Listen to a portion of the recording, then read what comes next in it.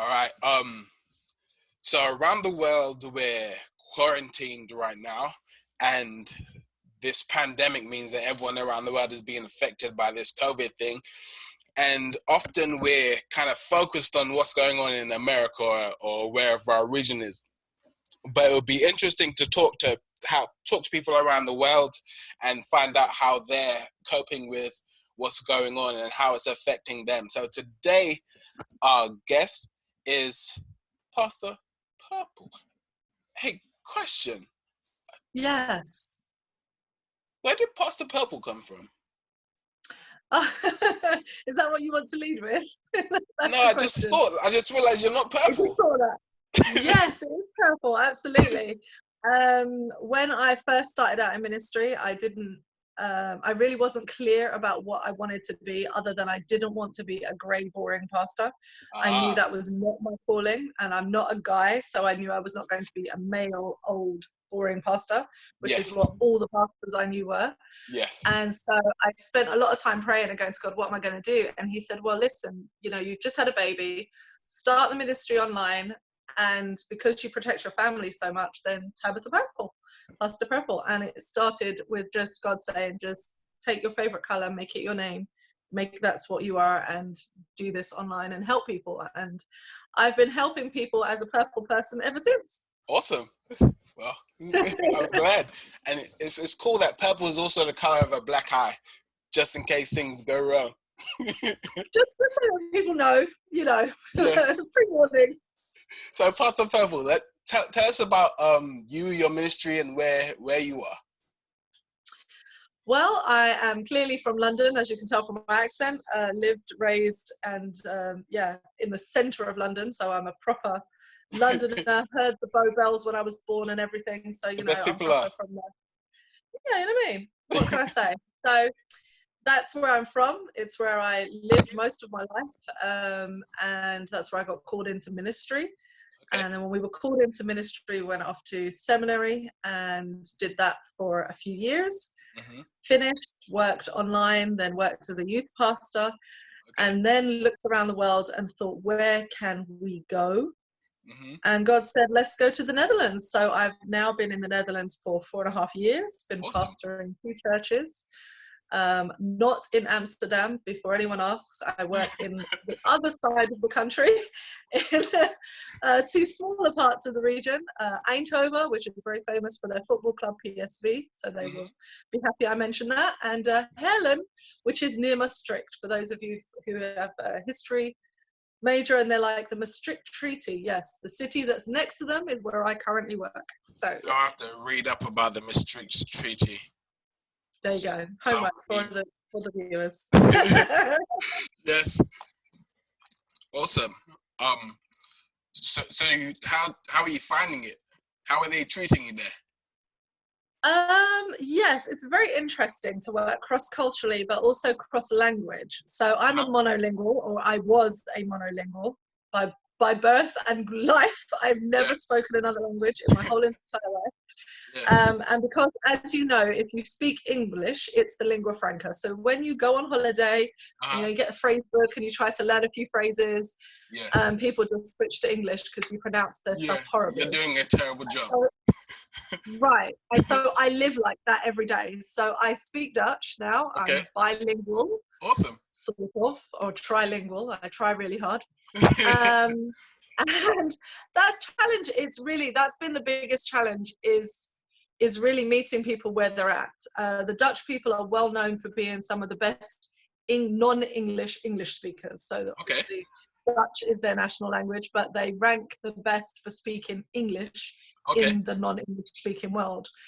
And because of that, or at least for me personally, I'm constantly aware of the fact that they're speaking to me not in their native way. Yes. And because they do it so easily and so fluently, you can get comfortable in that space. But that means that they're not being them. They're not being authentic to who they are. Yes. So you really have to push yourself to learn the language. And that's been traumatic, quite frankly. It's been really hard. It's had its good days. It's had its really low points where I just thought, that's it, give up, go home. And we're at a point now where I can basically have a conversation with anyone in Dutch and it works. I do not preach in Dutch. That's the main question I get asked. Do I preach in Dutch? No, I did for about 6 months. And my churches rebelled and said, please stop preaching in Dutch. We hate it. Don't do it anymore. So I don't preach in Dutch anymore. But yeah, it's been difficult. But I think, you know, if I look at it now at this point, we're in the pandemic, and it's interesting to see the cultural differences between how people cope with these things. Dutch people can be known as being very liberal or very friendly, very open, Yes. but actually nationwide the culture is very isolationist. Okay. They tend to be quite reserved. So outside, you know, they kind of take, you know, the English phrase, his house is his kingdom, like that phrase. Yeah. So they kind of take that and they make it like a whole next level. Every Dutch home you go into looks like a showroom. Like you go through and you're like, whoa, this is amazing. Like you'll decorate, and then they seasonally decorate and move it. And you're like, didn't I come and visit you like in the summer and you had different furniture? Yes, this is the winter house. And you're like, oh, the winter home. Oh, this is lovely. So they can be really insular people. So when you have like a pandemic, what the government did was they closed down any social space. Okay. But once they did that, people don't have visitors in their home. So once you closed all the social spaces, you really reduced the risk of contact. Yes. Because people don't go, they don't invite people around to their house. Yeah. So something that would be common for you or I to have, like, you know, floods of people always passing through our home is not common here. You know, you would have, you'd meet for a cup of coffee at a cafe. Okay. You'd go to a restaurant and have a meal. You would go to watch, you would do things socially, but you would do them at other places. So once the restaurants, bars, cafes, cinemas, once all of that closed, that's it. You know, they're not mixing as much. And so they've had to put really strict rules on the supermarket because people can't resist temptation. So when they are allowed to, they go out to the supermarket, they finally see people, they're like, hug. Or they just stand and talk like 1.5 meters away, and you're like, can you not stand in aisle and talk? Like, I can't get my evening rid of you. So yeah, there's been some, and it's been interesting to watch that develop because, you know, where we're from London, you know, they had to literally lock down the city, people into the houses to stop the people mixing because, you know, we would be running in and out of each other's house, we'd be having tea at our neighbours, you know, the kids will be coming around. So, you know, you had to really, so that's a really different cultural nuance. So people have said, you know, oh, well, how does it go here? Well, it's really quite different. And I think that's because of the culture of the nation. Okay, awesome. So how has that changed your pastoral approach? How are you, as a pastor, how are you helping people in the pandemic? That's a good question. I think what it has done is crystallized what I actually do. So before the pandemic hit, I was really going through a lot trying to figure out what I was doing here in the Netherlands, how I was doing ministry, how can I really help people when I can't speak their language, how can I even, you know, it was a lot of questions to me about what God was pushing me into and where I was fitting and was I actually doing my job, and a lot of really stressful questions because you know, you have to do your job every day. And if you get to the end of the day, you feel like you haven't actually achieved or done anything, it can be really frustrating.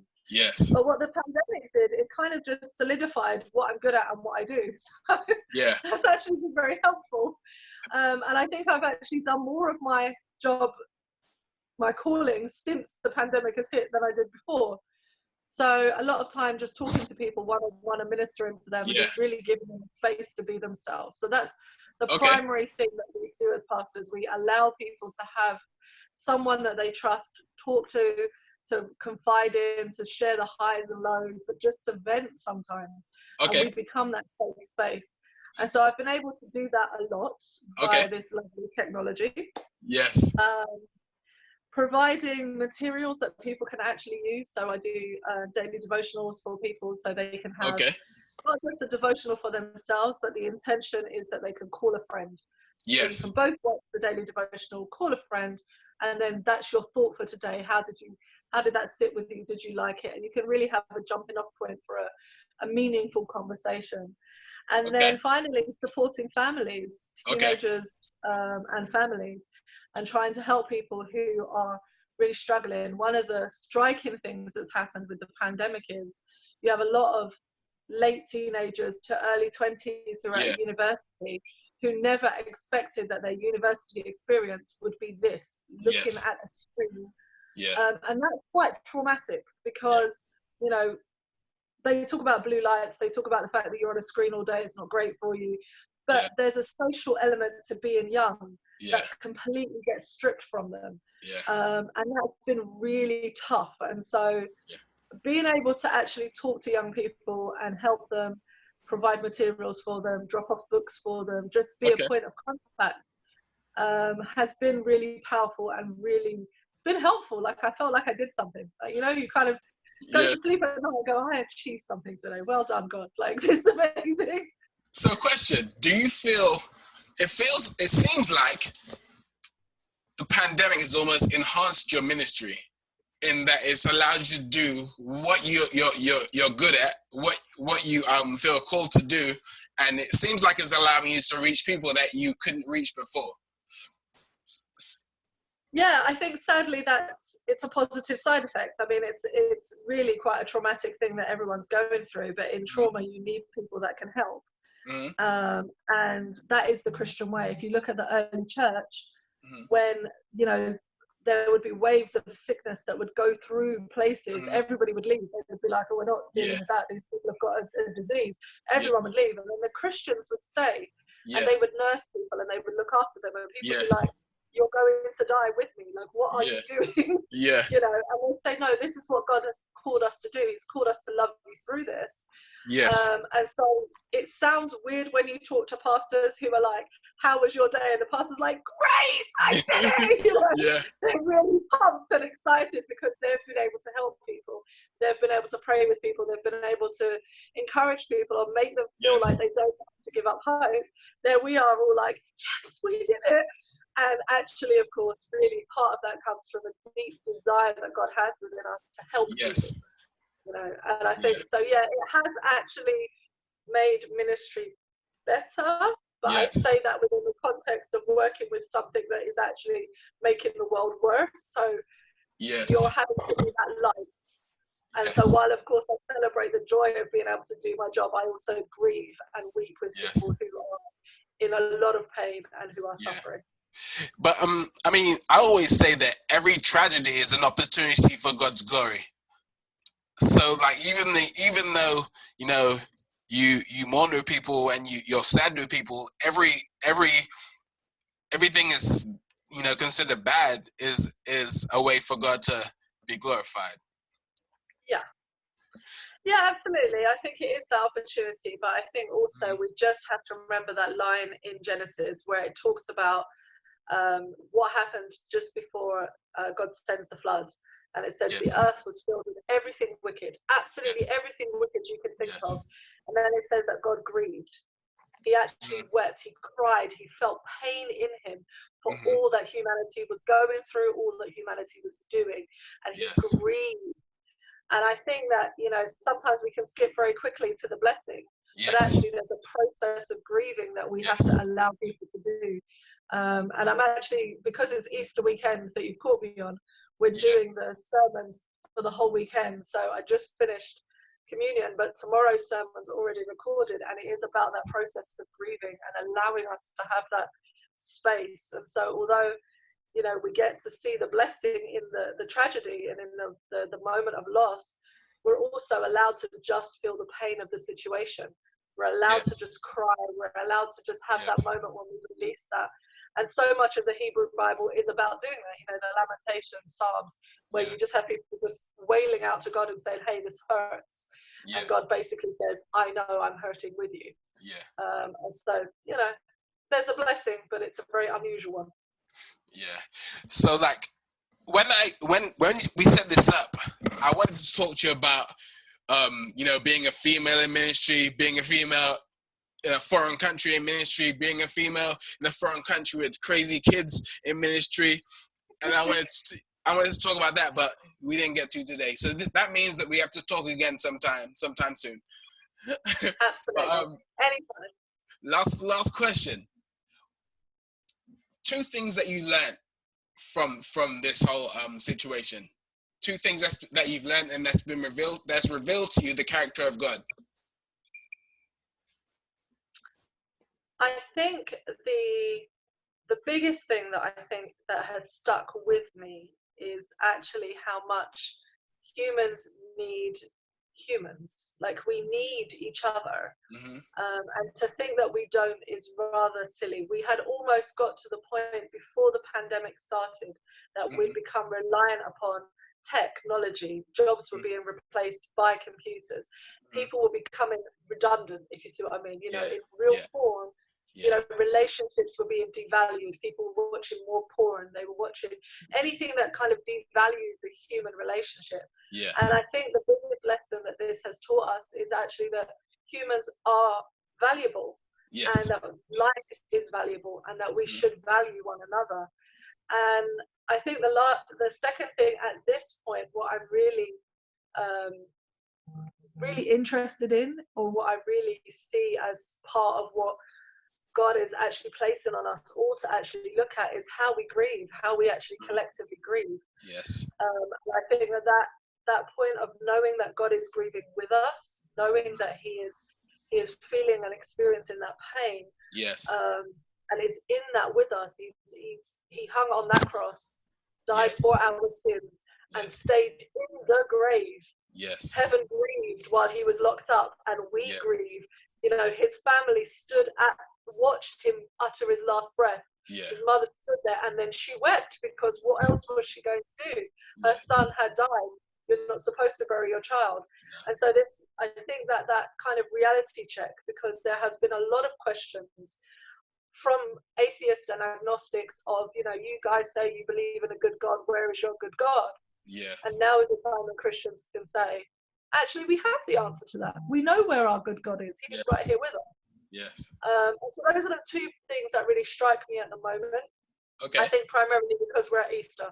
Ask me in a month and I'll tell you something completely different. Well, I might do that. Thank you for talking with me today. I really enjoyed it. You've given me some insight that I didn't know. I didn't know that you were trilingual, English, Dutch, and sarcasm. Well, thank you for talking with me. We'll talk again soon. Yeah, absolutely. It was really nice to talk with you. One last question. How can people find you? Always Pastor Purple. Pastor Purple on Instagram, on Facebook, on Twitter, on YouTube, is there anything else? There's not. I'm sure there is. You sure have a TikTok? But it'll still be Pastor Purple. Pinterest. I'm on there as well, Ethan. Look at that. Pastor Purple. All right, well, people go find Pastor Purple. Thank you for talking. God bless. Peace.